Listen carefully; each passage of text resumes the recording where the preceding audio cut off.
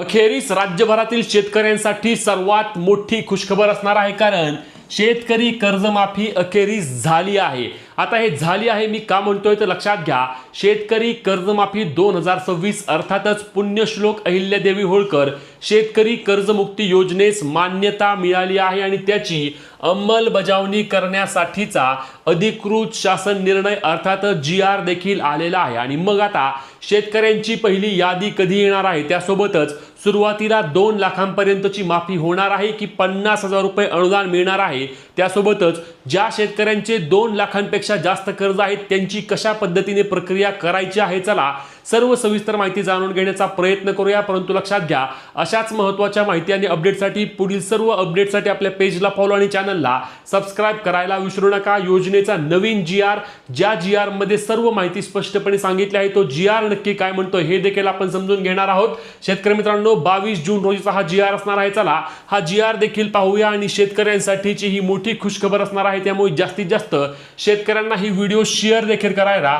विसरू नका। तर शेतकरी कर्जमुक्ती योजनेअंतर्गतचा हा महत्त्वाचा GR असणार आहे। बघा यामध्ये स्पष्टपणे काय दिलं आहे तर पुण्यश्लोक अहिल्यादेवी होळकर शेतकरी कर्जमुक्ती योजना 2026 या योजनेच्या अंमलबजावणीसाठी नवीन लेखाशीर्ष निर्माण करणे। लेखाशीर्ष निर्माण करणे म्हणजे काय तर लक्षात घ्या, ही प्रक्रिया ज्या पद्धतीने होणार आहे, हे पैसे देण्यासाठी एक लेखाशीर्ष त्या ठिकाणी तयार करायचा आहे। आपण पाहिलं की लाडकी बहीण योजना असू द्या, संजय गांधी निराधार योजना असू द्या, PM किसान योजना असू द्या, नमो शेतकरी योजना असू द्या, सर्व योजनांसाठी एक लेखशीर्ष असतं आणि त्या लेखशीर्षाखाली त्या योजना काम करतात। आणि त्याच पद्धतीने आता शेतकरी कर्जमुक्ती योजना, जी की पुण्यश्लोक अहिल्यादेवी होळकर शेतकरी कर्जमुक्ती योजना असणार आहे, या योजनेसाठी देखील हा अंमलबजावणी करण्याकरितेचे महत्त्वाचे नवीन लेखशीर्ष करण्याबाबतचा हा GR असणार आहे। तर चला यामध्ये काय सांगितलंय बघा, दिनांक 22 जून रोजीचा हा GR आहे। तर यामध्ये माननीय मंत्रिमंडळाच्या दिनांक 2/6/2026 रोजी झालेल्या बैठकीत राज्यातील थकबाकीदार शेतकऱ्यांना कर्जमुक्ती व कर्जाची नियमित परतफेड करणाऱ्या शेतकऱ्यांना प्रोत्साहनपर लाभ देण्याबाबत निर्णय घेण्यात आला आहे। सदर निर्णयास अनुसरून संदर्भाधीन शासन निर्णयान्वये पुण्यश्लोक अहिल्यादेवी होळकर शेतकरी कर्जमुक्ती योजना 2026 जाहीर करण्यात आली आहे आणि या योजनेअंतर्गत राज्यातील सर्व शेतकऱ्यांच्या बँक खात्यात थेट लाभाची रक्कम MahaIT या संस्थेमार्फत, लक्षात घ्या आता MahaIT संस्था जी असणार आहे ती संस्था आहे DBTच्या माध्यमातून जी प्रक्रिया आहे ती प्रक्रिया हस्तांतरित करण्यात येणार आहे।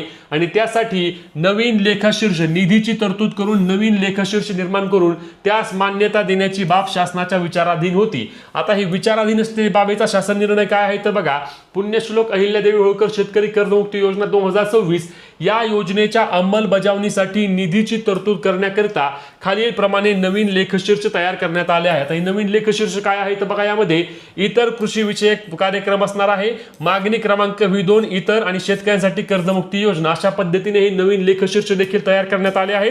आणि यामध्ये पुण्यश्लोक अहिल्यादेवी होळकर शेतकरी कर्जमुक्ती योजनेअंतर्गत या बाबीसाठी होणाऱ्या खर्चासाठी सहकार आयुक्त व निबंधक सहकारी संस्था पुणे यांना नियंत्रक अधिकारी म्हणून प्राधिकृत करण्यात आले आहे। तसेच लेखाधिकारी सहकार आयुक्त व निबंधक सहकारी संस्था महाराष्ट्र राज्य पुणे यांना आहरण व संवितरण अधिकारी म्हणून देखील घोषित करण्यात येत आहे। अशा पद्धतीचा हा महत्त्वाचा शासन निर्णय आला आहे आणि या शासन निर्णयामुळे आता कर्जमाफीची प्रक्रिया येत्या 2-3 दिवसांमध्ये जे आधीपासून बोललं जात आहे की मुख्यमंत्री असतील, कृषी मंत्री असतील, यांच्या वतीने स्पष्टपणे सांगितलं आहे की 30 तारखेच्या आधी तर आता ही संपूर्ण प्रक्रिया अगदी वेगाने सुरू असून शेतकऱ्यांना कर्जमाफीचा लाभ देखील मिळणार आहे।